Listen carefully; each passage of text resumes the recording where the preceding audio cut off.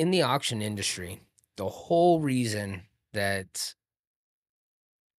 companies and individuals hire an auction company typically is, one for their expertise, but two, it's their marketing.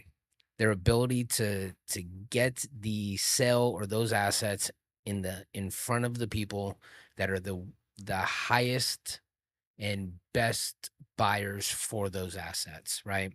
And so the auction process just creates a way for those interested parties to negotiate in real time, compete, ensure that we get fair market value. But most of what an auction company does and is hired for is for marketing. And in fact, in the industry, the most common phrase you hear all the time is the auction method of marketing. Personally, I can't stand that saying, but whatever, we'll roll with it for the sake of this. It's marketing. Marketing is the most important aspect of conducting an auction for a client. And it's also the biggest aspect of the process that I see get screwed up. So many auctioneers and auction companies take on these auctions and these clients, do these sales, and they just have no knowledge or expertise on how to actually advertise that sale, to market those assets to the appropriate people. Maybe the sale does okay because their core buyer base is relatively big. But for the most part, you're still not getting, you sell a dentist office, you got to go find dentists. Yep. You got to find people in the dentist industry. And not only do you have to go find them and notify them, you got to notify enough to hope that one of them needs a dentist chair, right? Yeah. Or wants to open up another office or something Yeah. like that. If you're doing an estate with antiques and collectibles, right?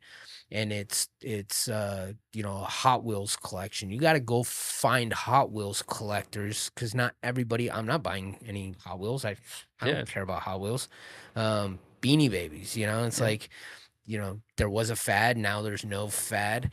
Some collectors are still around, but you gotta go find those people and get them to participate in the sale, and I think most auction companies and auctioneers struggle in that area, and it's because it's complex. It's Mhm. complex. Totally.